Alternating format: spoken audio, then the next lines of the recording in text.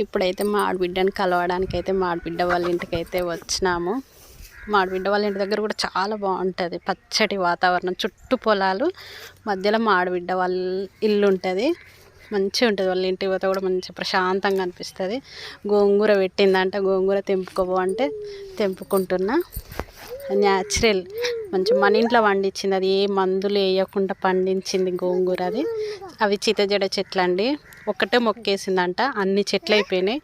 వంకాయ చెట్లు వేసింది, ఇప్పుడే కాస్తున్నాయి. చిన్న చిన్న వంకాయలు ఇప్పుడే కాస్తున్నాయి. కానీ బాగుందండి, పచ్చడి వాతావరణం.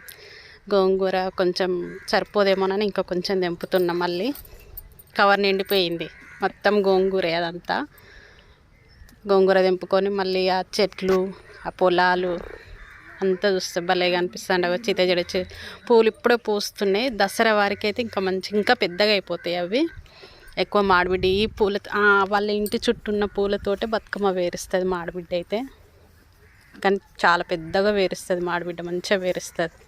చెట్లు కూడా మంచిగా పెట్టుకుంటుంది, చాలా బాగుంటుంది. వాళ్ళ ఇల్లు కూడా మంచి పచ్చడి వాతావరణంలోనే ఉంటుంది. వాళ్ళ ఇల్లు చుట్టూ పొలాలు ఉంటాయి. మా ఇంటికాడికంటే మేము వస్తే మా ఆడబిడ్డ వాళ్ళ ఇంట్లోనే ఎక్కువ టైం స్పెండ్ చేస్తాను నేను ఎక్కువ. చాలా బాగుంటుంది. ఈ గోంగూర తెంపుకొని చిన్న చిన్న ఆకులు ఉన్నాయి, బాగుంది గోంగూర. ఆ చెట్లు చూసిండ్రా, మా ఆడబిడ్డ కూడా మంచి చెట్లు పెడుతుంది. గులాబీ చెట్లు, అవి డబల్ గులాబీ అంటారు చూడండి, డబల్ గులాబీ చెట్టు అది. చూడండి ఎన్ని పూలు పూసినాయో. సమ్మర్ వస్తే అన్ని కొమ్మలన్నీ తీసేస్తుందండి, మళ్ళీ వచ్చేస్తాయి. వర్షాకాలం రాగానే మళ్ళీ పెరుగుతాయి అవి. ఎంత బాగా పూసినాయి చూడండి, చెట్ల నిండా పువ్వులే. మా ఆడబిడ్డ అసలు వాటిని తెంపదు. నాకు చూడగానే తెంపుకోవాలనిపించింది.